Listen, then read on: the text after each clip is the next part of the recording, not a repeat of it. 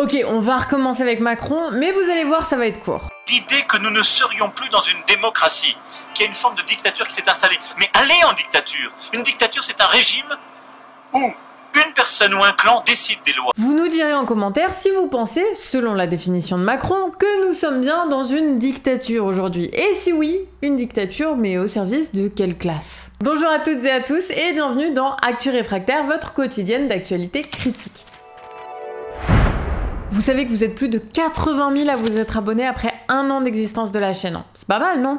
Et si c'est pas le cas, pensez à vous abonner pour ne rien louper. Alors je sais pas si vous avez vu, mais Macron a fait ce qui était largement prévisible. Dans un communiqué, Macron écarte officiellement la possibilité de nommer la candidate du NFP à la tête du gouvernement. Selon lui, Lucie Castet ne peut pas devenir première ministre car elle serait alors censurée par les autres groupes parlementaires. Mais ce qui est marrant, c'est que là, il fait genre que la censure c'est un truc qu'il ne contrôle pas, alors qu'il pourrait très bien dire à ses toutes députés de ne pas voter la motion de censure face à Lucie Castet. Donc le problème, c'est que Macron refuse que le NFP arrive au gouvernement. Mais le président précise ensuite que les centristes seront chauds pour former un gouvernement avec à la tête une personne non issue de leur rang. LR, eux, ont posé des lignes claires pour collaborer avec un gouvernement Macron. Leur revendication étant de taper sur les travailleurs, ce qui est loin d'être une concession pour Macron. Donc voilà, là on sent bien qu'un premier ministre LR serait soutenu par les macronistes. Ensuite, le président de l'État français précise que le PS, le PCF et les écolos n'ont pas voulu collaborer pour la formation d'un gouvernement d'union nationale. Mais, je cite, il leur appartient désormais de le faire. Il parle même d'élargir la discussion avec des hommes politiques avec une expérience d'État. Ouais, tu le sens le retour de Hollande au gouvernement là ? Un nouveau cycle de négociations commence donc aujourd'hui sans que LFI ni le RN ne soient invités. La pression est maintenant sur le PS. Combien de socialistes dans le groupe parlementaire vont trahir pour devenir ministres? Et combien vont rester dans l'opposition du NFP afin de s'assurer une place de député grâce à l'accord avec LFI? Bon, en tout cas, au niveau de la direction du PS, c'est clair. Est-ce que vous allez vous rendre à nouveau à l'Élysée pour échanger avec le président de la République? Non. Non, je refuse de me porter complice d'une parodie de démocratie. Non mais en plus de ça, Faure a annoncé qu'il voterait une motion de censure contre le futur gouvernement macroniste. Le PS et ELV ont annoncé qu'ils refusaient la négociation avec Macron aujourd'hui. Mais ils ne font pas l'unanimité dans leur parti. Dans l'IB, quelques cadres du Parti Socialiste, proches de Glucksmann, appellent à démettre Faure lors du prochain congrès du PS dans quelques jours. Ils veulent que le PS quitte le NFP et qu'il forme une coalition avec Macron loin de LFI. À voir s'ils vont réussir à remporter le prochain congrès du parti qui se terminera le 31 août. Donc, si on résume, le NFP est écarté pour le moment du pouvoir, mais ils voteront la motion de censure contre un gouvernement macroniste.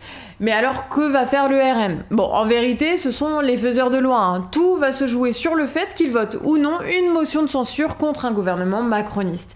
Et leur récente déclaration donne de bons indices quant à leur stratégie. Nous avons donc indiqué que nous étions évidemment en faveur d'un vote d'une motion de censure à l'égard d'un probable gouvernement du nouveau Front populaire. Et quant au reste, nous avons fait part des inquiétudes qui ont été exprimées par les Français sur le pouvoir d'achat, la sécurité, le contrôle de l'immigration et nos inquiétudes plus largement quant à une situation de blocage du pays. Voilà, il parle donc de motion de censure directe, sans ambiguïté, contre le NFP. Mais après, ils balancent leurs revendications pour le futur gouvernement.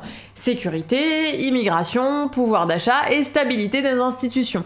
Les mêmes revendications que les macronistes et LR. Et ils rajoutent ensuite... Donc le Rassemblement national, fort de son premier groupe de députés à l'Assemblée nationale, sera présent pour protéger les Français et porter leurs inquiétudes.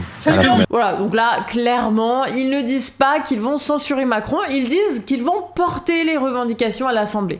Donc si le gouvernement macroniste a le même discours et les mêmes idées que le RN, il y a des chances qu'ils le soutiennent en refusant de voter la censure. D'autant plus qu'ils assumeront pas le blocage des institutions. Il y a qu'à voir comment ils traitaient notamment le groupe LFI à chaque fois qu'il faisait une action à l'Assemblée ou qu'il bloquait des réformes. Voilà, donc petit à petit, il y a une alliance là qui se forme autour de la Macronie et qui passe par le PS jusqu'au RN. Et de son côté, LFI maintient sa proposition de destitution de Macron et appelle à l'unité pour l'organisation de manifestations le 7 septembre. Je sens que la rentrée va être chaude.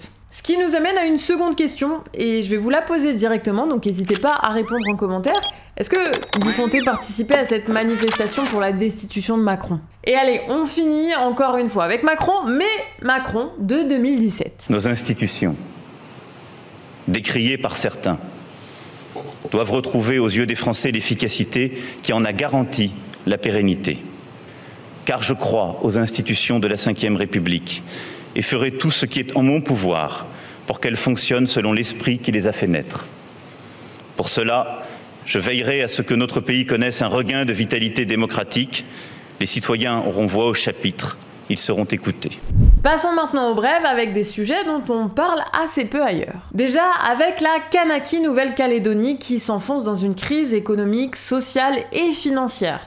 L'administration locale n'a plus les financements pour verser les aides sociales et l'industrie du nickel détenue par les possédants kanak est fragilisée avec la fermeture imminente d'une usine. Le taux de pauvreté augmente donc sur l'archipel et ça risque de s'accélérer dans les prochains jours. Alors pour mieux contrôler les futures révoltes populaires, le pouvoir a prolongé le couvre-feu en Kanaki jusqu'au 2 septembre. Et la police continue les arrestations. On compte 540 nouvelles interpellations rien qu'en août. Le FLNKS, le grand parti indépendantiste, dénonce cette répression policière et militaire dans un communiqué. 4 rapporteurs spéciaux de l'ONU accusent la France de porter atteinte au processus de décolonisation en Kanaki et demandent l'abrogation complète du projet de dégel du corps électoral actuellement suspendu et dénoncent aussi la politique répressive du gouvernement contre les manifestants kanak. On va parler maintenant de la rentrée scolaire qui aura lieu dans une semaine, sauf que le personnel ne sait toujours pas où se dirige l'éducation nationale. La ministre de l'Éducation est démissionnaire et les mesures qui devaient entrer en vigueur à la rentrée ont été suspendues avec la dissolution.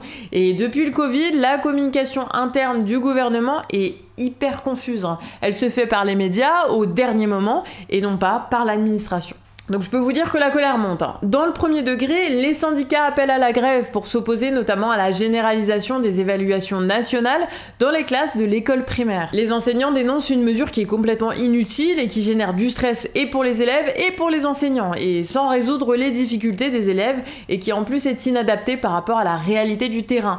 Et s'ajoute à cela un possible mouvement de grève des profs en Seine-Saint-Denis pour réclamer un plan d'urgence. On termine avec un petit sujet de Mediapart. Bon alors, vous le savez, en ce moment, ce sont les Jeux paralympiques. Paris accueille donc 350 000 visiteurs en situation de handicap pour l'occasion, ainsi que 4 400 parasportifs.